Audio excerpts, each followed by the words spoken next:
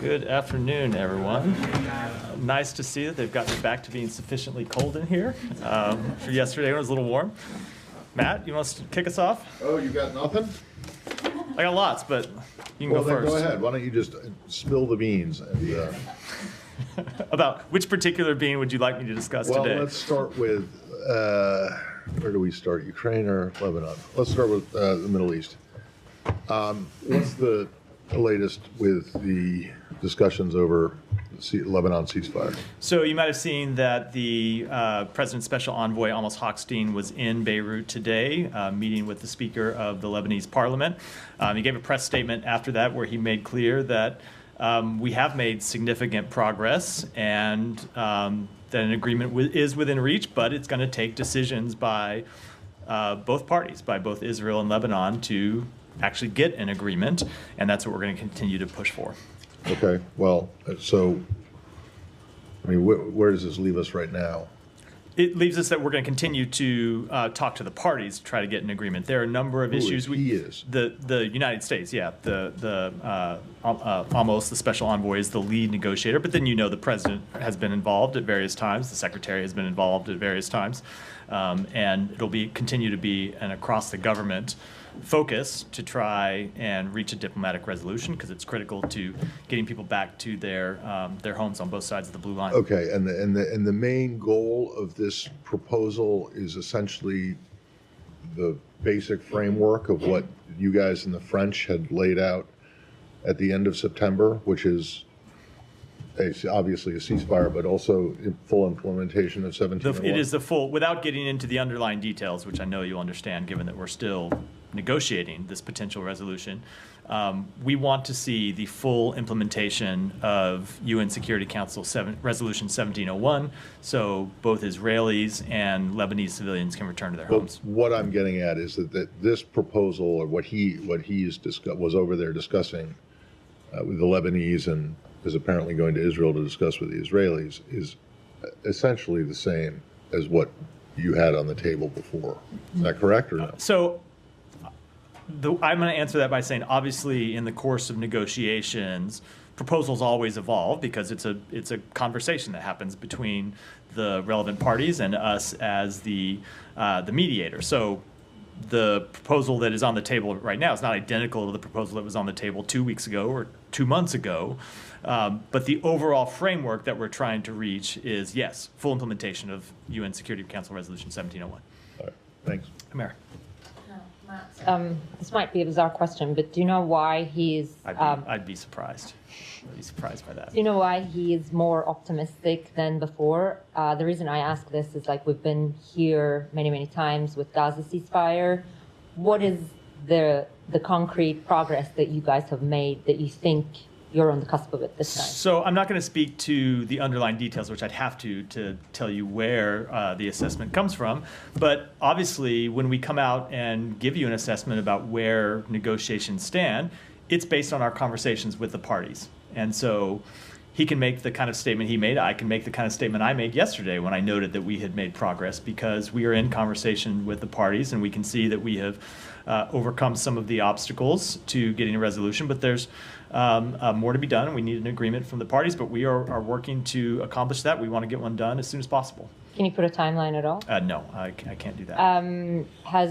It is our understanding that the United States has agreed to the Israeli condition that when it's struck by Hezbollah from across the border in Lebanon, that it reserves the right to go in and attack those targets. Is that correct? I'm not going to speak to any underlying details of the agreement, which is not to either confirm or not confirm, just to say when it comes to any underlying details of this resolution that we are trying to reach, while we are still in the negotiating stages, I don't think it would be helpful for me to be talking about what the details are publicly. Right.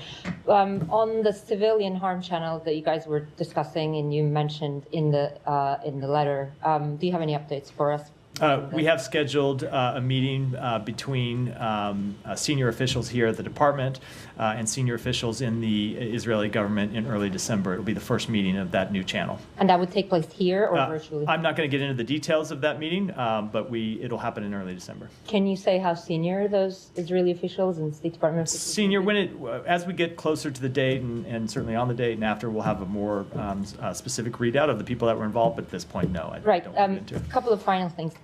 So so we can assume that the channel is set up now, and this is going to be its first meeting. And like, what is your plan about this channel, given that you're saying this meeting is going to happen in December?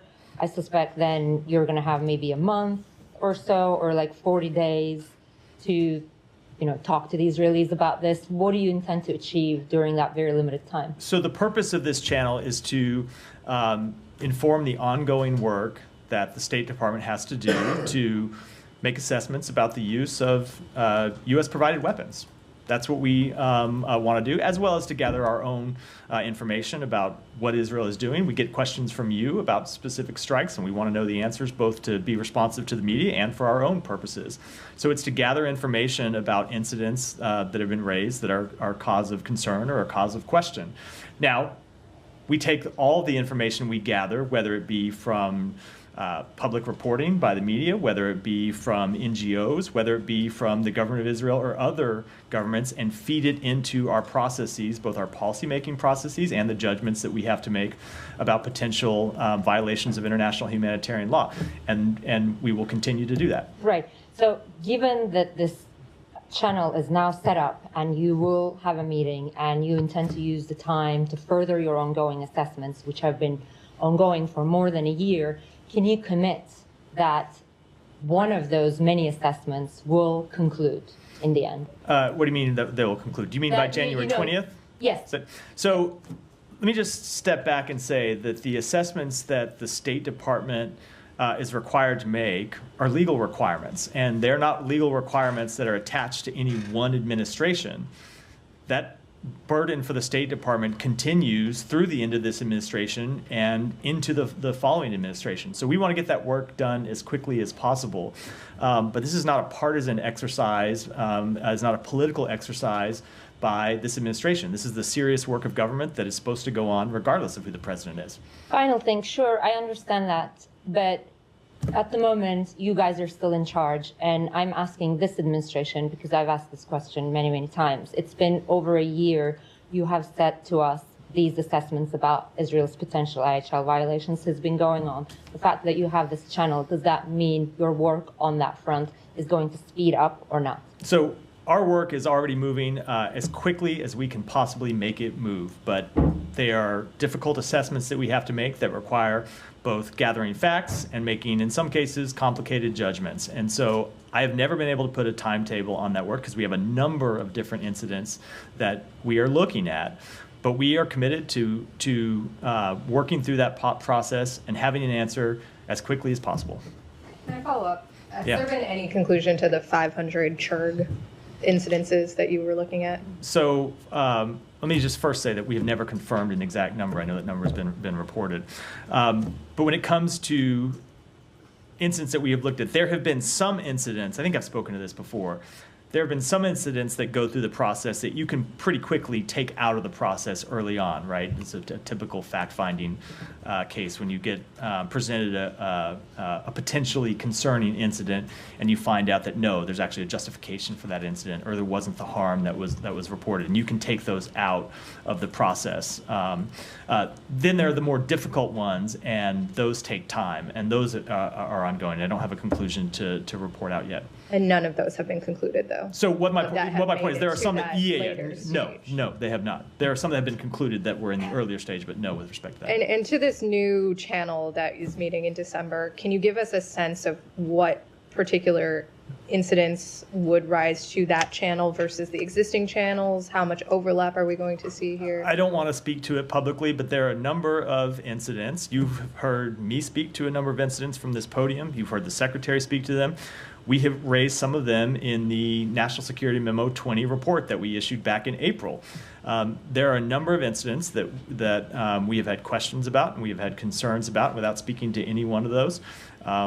We certainly have a list of incidents to go through in that channel, which is not to say that we haven't sought answers through existing channels. We have, but we set up this new channel because we wanted to formalize a mechanism for getting answers to some of these questions. And then on Gaza, there's reports of just this prevalence of looting of humanitarian aid by gangs in Gaza. There's a report from the Post today that Israeli forces are looking the other way on this or actively facilitating it. What is the U.S. assessment of whether Israel is doing enough to stop this looting in Gaza? So let me just first say, with respect to the looting that's ongoing, first of all, it's abhorrent. And the people who are looting humanitarian assistance for their own ends are taking food and medicine out of the hands of civilians, including children who need it, incredibly desperate people who need access to this food, and anyone who is stealing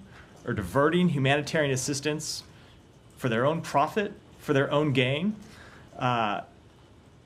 is quite obviously harming their own people, and they should stop immediately. That's the first thing that I think needs to be made clear when it comes to looting. Second, when it comes to looting, so what we have seen is a breakdown in the security situation inside of Gaza, and there are a lot of reasons for the breakdown in that security situation.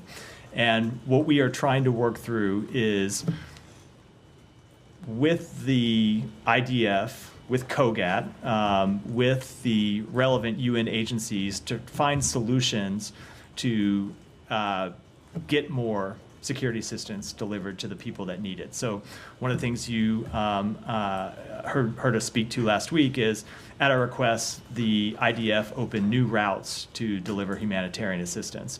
And we're hopeful that some of those new routes will help divert convoys away from looters. But this has been a problem that's been ongoing for some time. You know, it was a problem several months ago, and we were able to work through a security situation, working through our UN partners. A lot of that work we can't really speak to, given its sensitive security question. But it is a critical goal to make sure humanitarian assistance gets to where it needs to go.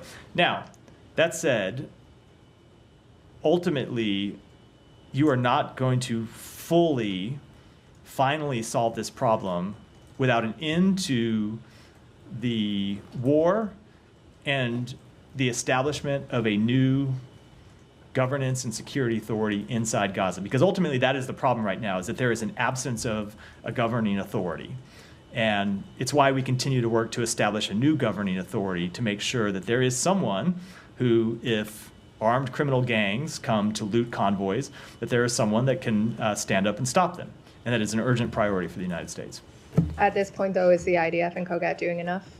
So they're working to establish a security, an improved security situation on the ground. But clearly, when you have looting going on, there's a breakdown. And the IDF certainly bears part of the blame for that.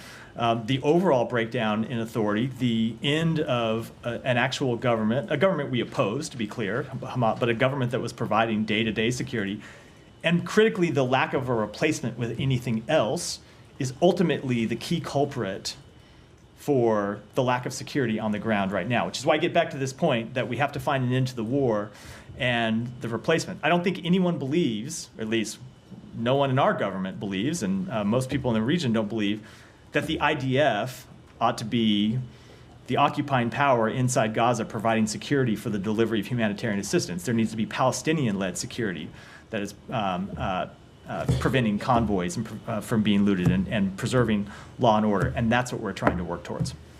Yeah. Off the back of Jenny's questioning on the routes, and you saying that the US had asked Israel to open up new routes. What happened over the weekend? This was something that happened near the Kerem Shalom crossing. And in the Washington Post piece that Jenny mentioned, they had said that humanitarian groups had asked Israeli authorities to open up routes that would be safer, that would avoid the criminal gangs. So these routes that they'd asked for, are those the same routes that the US was asking Israel to open up? Are they different routes? So I don't know which route specifically that they are referring to in the story, that the humanitarian groups were referring to in the story. But what we have communicated to the government of Israel, and lots of times we make these requests to the government of Israel on behalf of humanitarian organizations that we work with. Remember that USAID is the largest provider of humanitarian assistance to the Palestinian people. It gets delivered through the UN agencies, who in many events are having their convoys being attacked. So we make these requests for them to open new routes. Whether they are the same specific routes in this instance that the UN agencies are asking for, I can't speak to with that level of detail. But in general, we are in contact with them and in communication with them about how to get new routes open that would alleviate some of the security situation. And I know that you said that obviously there is no preference for the US to be an occupying, for the IDF to be an occupying force within Gaza. Is there any position the US takes in terms of like the IDF providing immediate security to trucks a little bit further down the road once they've entered crossings like Kerem Shalom? Because this incident happened near the crossing, and there are reports of the IDF standing by whilst there were Palestinian, as you describe them, gang members with guns, and the IDF are just not doing anything. So this is a question that we have been in intense communication with the government of Israel about, and I don't want to speak to it publicly here.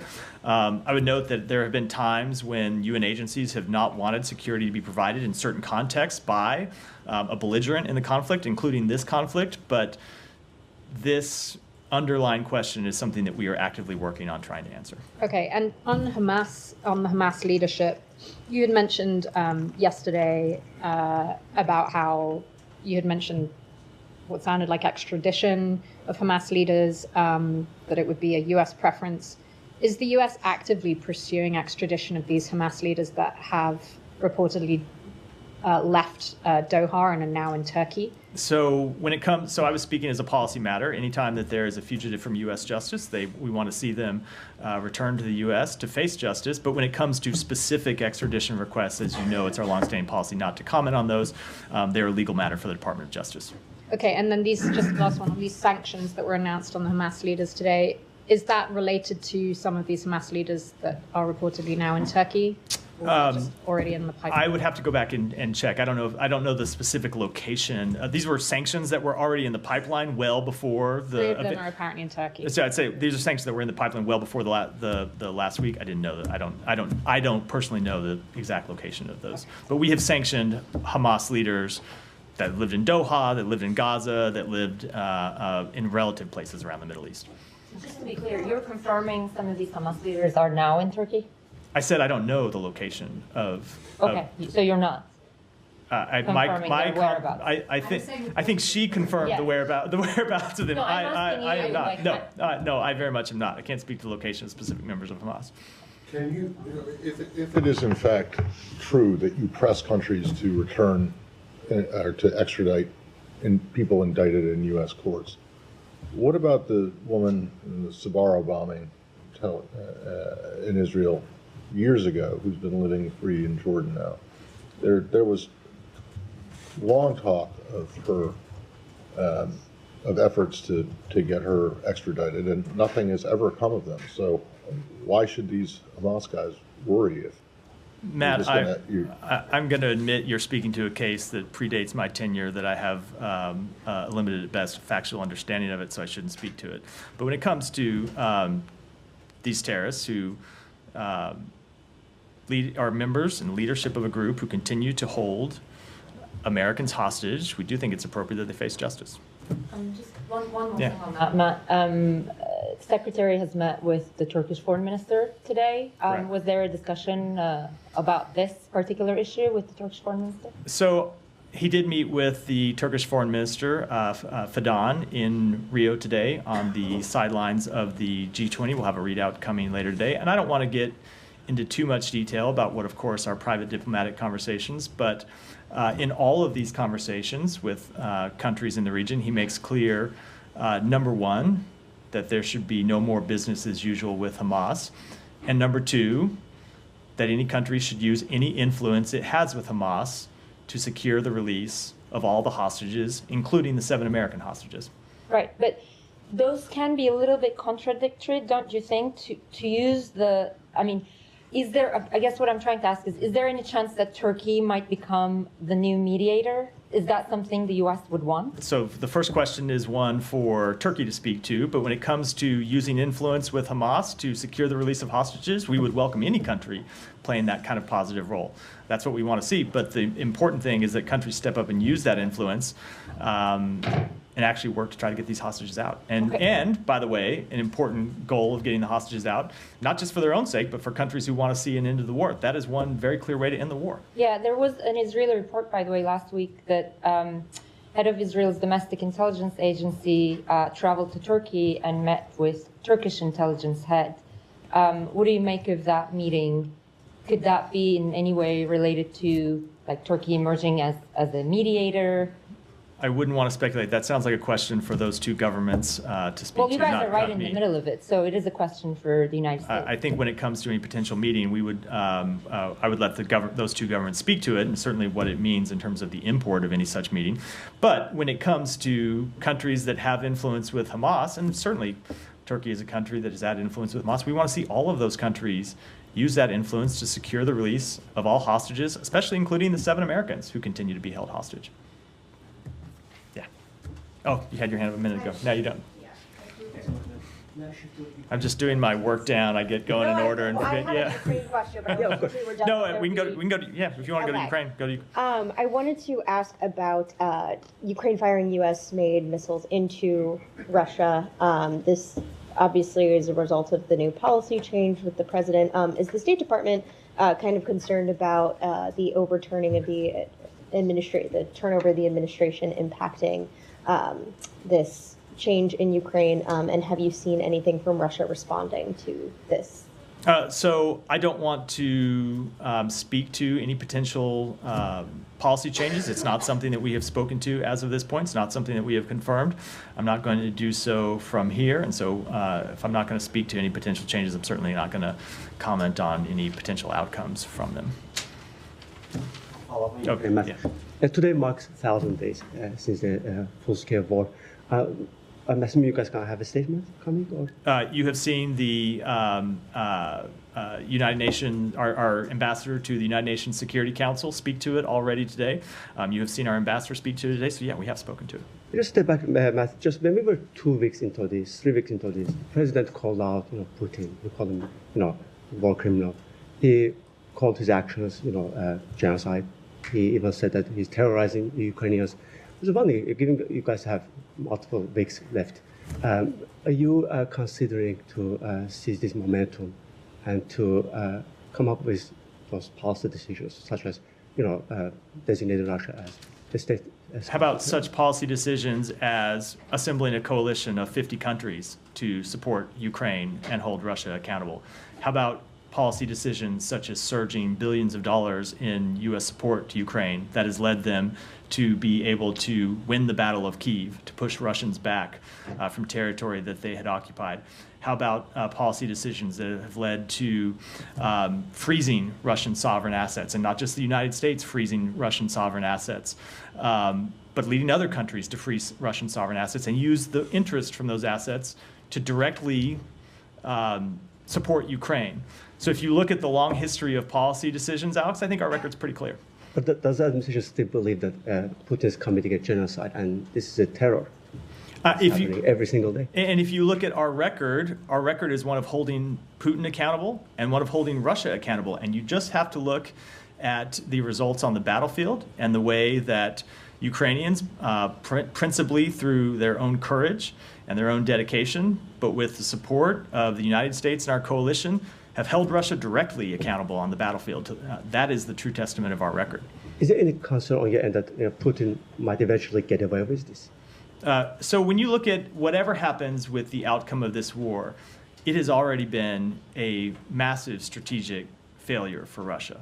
Hundreds of thousands of casualties, economy that has been weakened, a generation that has been mortgaged to support a war of conquest, and that has already seen Russia lose much of the territory that it initially gained. So whatever the ultimate outcome of this war, we continue to believe that Ukraine's future is a future that is rooted in a West as an independent, democratic country, something that Vladimir Putin completely opposes. And Russia's future will continue to be one that is incredibly weakened as a result of Putin's disastrous decision. And I don't think anything that happens is going to change that outcome. Thank you. I'm going to move to South Caucasus, if I may. I have Sure. more. Georgia, it feels like, a reaction to the events of past 2-3 days have been remarkably muted. As you know, the current Georgian Dream leadership came up and they cemented their so-called official results. And there was a violent attack last night against the protesters, and there are still protests going on. Where are you at this? And why this comprehensive review is still ongoing, even given the fact that there are multiple. So Alex, organizations? let me just quibble a little bit. The comprehensive review is still ongoing, but as you know, because you have reported on it after asking me questions about it, we have already suspended assistance as a result of that review. So it's not like the review is ongoing and nothing has happened. We have already taken policy actions as a part of that review, and we will continue to take other policy actions as appropriate. Go ahead. Any reaction to I'm going to go ahead. Okay. Go ahead. In regards to Mr. Hoxton's visit to Lebanon, Arab reports or Arab countries' reports are saying that the source of his optimism is that he received signals from President-elect Trump that would help him in achieving his mission between Beirut and Jerusalem. What's your say? As I said, and I think it was a response to Humera's question, I'm not going to comment on the underlying diplomatic negotiations, but of course you shouldn't believe everything that is reported. Okay, on Iran.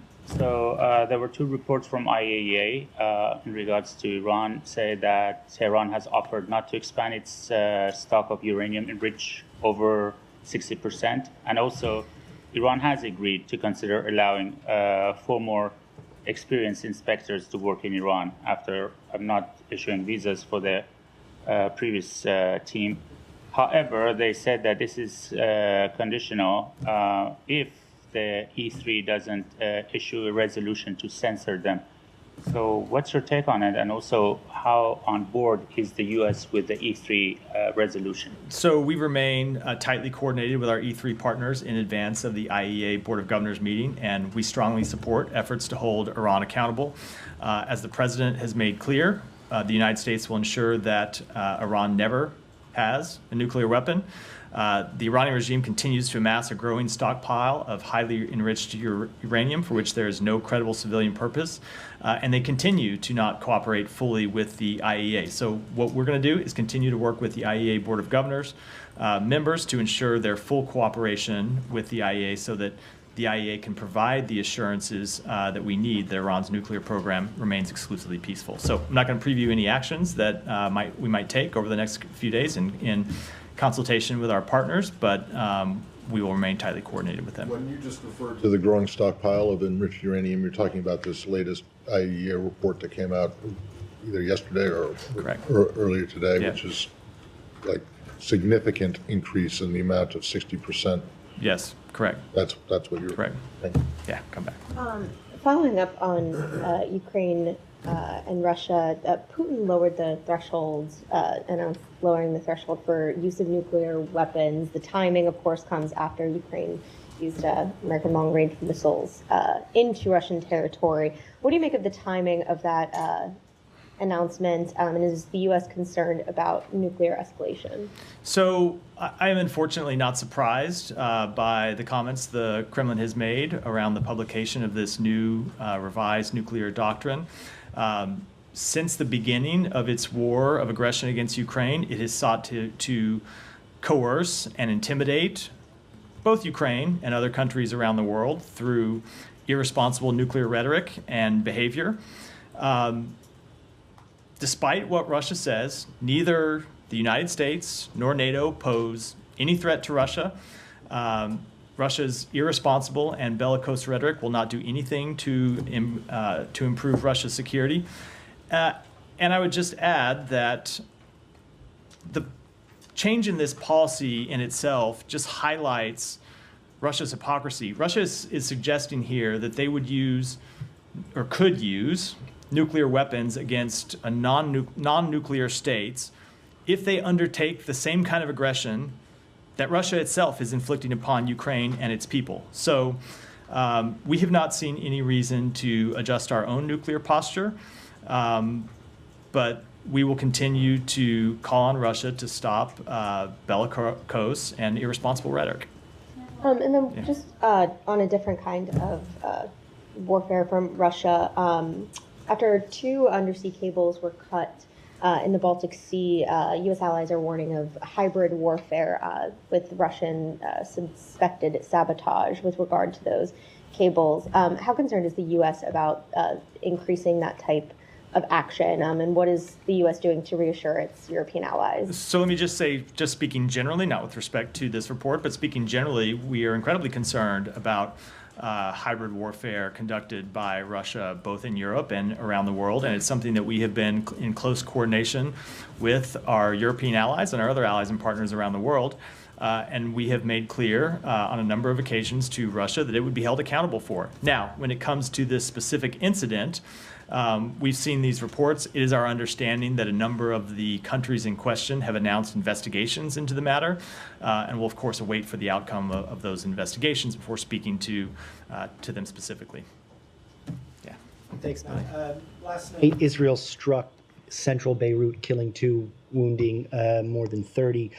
On Thursday, they struck and killed 15 first responders in or near Baalbek. Are these productive actions as you're, quote unquote, almost at a ceasefire? So I'm not going to speak to any specific strike other than to say, of course, we mourn the loss of any civilian life, and we have made clear to Israel that it needs to take every precaution possible to avoid any loss of civilian life. But I will say, this type of action is precisely why we continue to seek a diplomatic resolution to this conflict, because you have seen over the course of the past year, civilians, both in Israel and in Lebanon, be the unfortunate victims of this fight. And we want to see civilians protected, which is why we are working so hard to get a diplomatic resolution that would stop the fighting across the blue line and would allow civilians on both sides of the border to return homes, and would also allow civilians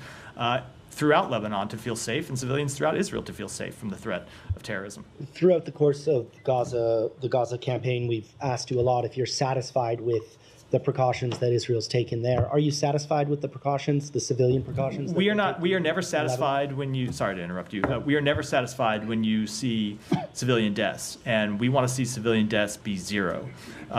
We understand that the type of conflict that Israel is operating in and is forced to deal with, and the type of situation they're forced to deal with. We understand that Hezbollah, like Hamas, hides its arsenal, hides its fighters, hides its infrastructure in civilian homes, in other structures. And so it's a very difficult situation that Israel has to face, but that doesn't minimize their responsibility. But ultimately, it's why we're trying to get to a diplomatic resolution that would stop this fighting. Yeah, thank you, Matt. Yesterday, Israeli Foreign Minister, he sent a letter to UN Security Council President and urged UN to push Iraq to take immediate actions against the Iranian-backed militia for attacking Israel. So has Israel ever reached out to you to pass or to send a letter to Iraqi government in the course of the last months? I'm not going to speak to private diplomatic conversations. I know, as you know, you asked me yesterday about the underlying question, and I spoke to that, and that continues to be our position that Iraq should do everything within its power to stop terrorist attacks, both within its borders and against targets outside its borders. But with respect to any specific diplomatic conversations, I'm not going to speak to. What he said in the letter, I emphasized that the Iraqi government is responsible for everything that's happening in their territory. So, and Israel has the right to self-defense. Do you agree with him that Iraqi government is responsible for the actions of these militia groups that they are using Iraqi territory to attack Israel? So certainly we want to see the Iraqi government do everything within its power to stop these type of terrorist attacks. I think I'll leave it at that. And last question, Iraq is set to hold its nationwide population census this week. This has raised concerns among the Kurds and other minority leaders, including Christians, in Iraq about the potential demographic shifts in disputed areas. A large number of the Kurds and other minority groups, including Christians, Yazidis, have forced to leave their area in the past years. How does the U.S. government see this process and the concerns over a natural demographic change? So we welcome Iraq's first census since 1997, which will be taking place this week and includes all Iraqi provinces. This census is important in the same way that the United States conducts its census to provide accurate information for Iraq to tailor its political, economic, and development strategies. And we encourage all Iraqis, including residents of the Iraqi Kurdistan region, to participate in the census. Thank you. Yesterday, TTP terrorists killed 8 Pakistani soldiers and abducted 7 police officers near Afghan border. And in recent days, we have seen series of bombings and suicide attacks of Pakistan security forces. How the U.S. can help Pakistan in rooting out terrorism in the region? So we are aware of reports that a military convoy was ambushed near the border with Afghanistan, and of a separate incident that resulted in the abduction of 7 police officers in Banu yesterday. We condemn these and all terrorist attacks. The Pakistani people have suffered greatly at the hands of terrorists and violent extremists, and our hearts go out to the families and loved ones of those killed or impacted by recent attacks, including the November 9th suicide bombing in Quetta. And I would just say, as these horrific attacks against the Pakistani people continue, we remain committed to engaging with government leaders and civilian institutions to identify opportunities to build capacity in detecting, preventing, and responding to threats posed by militant terrorist groups. So all these terrorist groups are based in Afghanistan, and Taliban, who promised not to allow these terrorist groups to use Afghan soil as a launching pad, actually patronizing these terrorist groups. The U.S. has the capability to target these terrorist dens, but we haven't seen any action since long. Why is that? So we continue to have an important bilateral counterterrorism partnership with the government of Pakistan. It includes regular high-level dialogues and working-level consultations dedicated to enhancing both civilian and military capabilities to detect and counter these type of threats. So last question, if I may. So a few weeks ago, U.S. officials met with Sikh advocates to discuss threats faced by Sikhs in the United States. I was just thinking, President Biden recently met with Modi in Brazil. Was there any discussion on this matter? Well, what was the last part of the question? I just didn't hear. President Biden met I heard that part. I didn't hear the very last. Discussion on the. So when it comes to the president's meeting, just as always, I would refer you to the White House for a specific readout. But regarding the plot to kill a Sikh American in the United States, I would just say, as you've heard us say before, the U.S. government continues to treat this issue with the utmost importance and continues to pursue accountability through a number of different pathways. Yeah, go ahead. Yeah. Thank you. Question for you. I want to clarify something you said yesterday. In the congratulatory phone call between Secretary Blinken and Senator Rubio, you said that work cannot continue on the transition until there's an MOU signed by the incoming. That was separate from the call. I didn't mention that was part of the call. I was talking about the transition process separately and apart from the call. Go ahead. Just a clarification. Go ahead. With that said, clarify your request for clarification. Go ahead. Both administrations have said that they are signaling to the other that they can try to coordinate or want to coordinate on reaching a ceasefire in Gaza and freeing the hostages. Are you saying, is the State Department saying that work at the State Department level cannot happen until there's an MOU signed by the incoming administration? So there is just as a legal process, and this is set out under U.S. law, specifically the act that was passed in the last several years to govern the transfer of power, the peaceful transfer of power. There's a process that has to take place before we can, say, for example, brief members of an incoming transition team on classified information. And we are ready to go. So far, the incoming transition team has not availed themselves of that process. And it's up to them to speak to the timing to that, but we are ready to go as soon as they are. That said, we are committed to doing everything that we can to make this a successful transition. That includes, of course, briefing the incoming administration at the appropriate time when they have completed the appropriate steps about world events and about how we see world events and about things that we believe that they need to know when they come into power. But there's only one president at a time, and we will continue to pursue the policies, including work for diplomatic resolutions to conflicts in the Middle East through January 20th. Final question. There was a meeting this morning behind closed doors at the UN Security Council regarding the Gaza ceasefire and hostage release resolution. The U.S. appears to be pressuring the E10 to remove or change some of the text in there. Can you give some information, some clarification as to what exactly the U.S. is pressing for right now in terms of the text that needs to be changed? I don't think it'd be appropriate for me to do so at this point. We are having private conversations with other members of the Security Council about a potential resolution, but at this point we should keep those conversations private. Yeah, go ahead. Going back to Ukraine, yesterday you didn't confirm any policy change, but you confirm now that Ukraine has used U.S. missiles to strike. No, in fact, I in response to a question earlier in the briefing said no, I'm not going to confirm it. So Ukraine hasn't used U.S. missiles to strike. I am not going to confirm that report.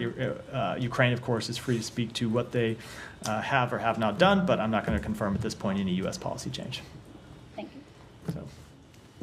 Thanks, Matthew. What's your reaction to Germany saying that a severing of Baltic Sea cables are likely to be sabotage? Is this a Russian response to the long-range attacks decision? So as I said a moment ago, a number of the countries in the region are conducting their own investigations. And at this point, until we have further information, we're going to wait the outcome of those investigations. And was the decision to undo the missile restraints discussed with allies? Does the administration hope that the UK and France follow suit with Storm Shadow missiles? I think I've answered that question, or maybe more specifically declined to answer that question already today, and I'm going to do so again. And then finally, are there plans for Secretary Blinken to host Marco Rubio at the State Department ahead of January 20, or would the process during the transition be required in order to arrange a visit? So I'm not going to speak to that in any detail. The Secretary and Senator Rubio, Secretary-designate Rubio, had a conversation yesterday where the Secretary pledged our full cooperation to ensure... Yesterday or 2 days? I'm sorry, 2 days. I spoke to it yesterday. They spoke over the weekend. Pledged our full cooperation to ensure a successful transition, but I think we ought to keep the rest of the conversations private. I mean, Senator Rubio, he is on the Senate Foreign Relations Committee, so the two couldn't meet anyway. Right? Absolutely, and we will have that discussion with Senator Rubio, but not with you. Apologies. Oh, go ahead. Shots fired. Thanks, Matthew. Go ahead. Thank you so much. Going back to IAEA and the report and the upcoming Board of Governors session tomorrow, at the moment that you're talking, there is a resolution being prepared, being written in Vienna by E3. Do you support that resolution? So as I said in response to a question earlier, we are going to remain tightly coordinated with our E3 partners in advance of this Board of Governors meeting. We strongly support efforts to hold Iran accountable, but we are not going to preview any actions that we are contemplating or detail private diplomatic conversations, including with our E3 partners. Okay, and then there are, based on our Iranian sources, there are threats coming out of Islamic Republic. They are saying that they're going to activate advanced centrifuges in response to IAEA resolution. They're threatening that they're going to encompass the nuclear sphere in all of this rhetoric. Do you take this sort of threat seriously? I'm not going to respond to those reports. As we have made clear, what Iran should do is cooperate with the IAEA, and I'll leave it at that for now. And one about sorry, the snapback mechanism, sorry, let's say now or in the upcoming few weeks that you have the Biden administration, do you support the activation of snapback mechanism? We're going to continue to consult with our allies and partners on this question, as with all questions that pertain to Iran, and I will leave it at that. Keep those private. Go ahead. You won't comment on the authorization. You noticed, on attacks, but Assistant Secretary Nichols gave an interview to the Brazilian newspaper where it seemed like he was confirming it, or it was taken as such by. It was taken as such. I can tell you, the Assistant Secretary was speaking to our long record of decisions to support Ukraine in its fight against Russia's aggression. So another thing, Minister Lavrov said today that without the Americans, it is impossible to use these high-tech missiles, and without going into if you allow that or not, can you comment on that? At least, I mean, is that does the operation of these missiles require American involvement? So I'm not going to speak to that, but has the United States shared intelligence with Ukraine? Absolutely, we have. Have we shared that intelligence with Ukraine with the expectation that it would improve their performance on the battlefield? Absolutely, and we'll continue to do that. Yeah, go ahead. Excuse me, I have a question on Israel. In November 7th, Israel Parliament, or like Knesset, they passed after second, third reading a law that allowed the government to detain 14 years old kids. And the law as well allowed the government to deport it, like the relatives or families of any Palestinians are doing any operation or attacks inside like Israel. And this was seen as collective like punishment or like targeting Arab people who lives in occupied East Jerusalem. So how you comment on this? Is this law that targeting family and targeting kids? So I wasn't tracking this specific piece of legislation. I'll have to take it back and take a look at it and get you a You comment. told me the same answer in November 7th. Like I asked it and told me I'm going to take a look. And We will take it back. As you probably know, it is our standard practice when we get questions like this to take it back. We can look into it and email you a response, and we're happy to do so. Okay. The second question. In the new administration, there is a diplomat, Mr. Hakabi. His own believes that West Bank is called Yehuda and Samara, not West Bank. And here I want to ask about the U.S. Foreign policy faith, like the thing that you teach it for this intern. This area called West Bank or called Yehuda and Samara, because I understand this country is like, the reference is like separating church and authority, like your secular country. So your reference is like Old Testimony, Torah, or like the international law and U.S. resolution. Like we want to make sure like there is a. Can I just ask you to get to the question? question? Like the question. Yeah, this question in the U.S. policy is called West Bank or Yehuda and Samara. You have heard me repeatedly refer to the West Bank as the West Bank. You have heard the Secretary refer to it as the West Bank, and the President referred to it as the West Bank. An incoming administration has the ability to make their to what? To change Yehuda and Samara? The administration has an incoming administration has the ability. I don't think this is a secret, to use the terms that they feel are appropriate, but we have made clear that we believe the West Bank is properly referred to as the West Bank. Let me go ahead, go here, and we'll wrap for the day. Thank you. On Hong Kong, do you have anything on Hong Kong where 45 pro-democracy advocates and former lawmakers were sentenced for exercising their universal rights? Yeah, so we are extremely concerned about this action. You have heard us speak out against it in the past, and just before the briefing, we released a statement where we announced that we are imposing new visa restrictions on Hong Kong authorities for their participation in this action. Can you say how many officials? I cannot. And leave it at that for today. Thanks, everyone.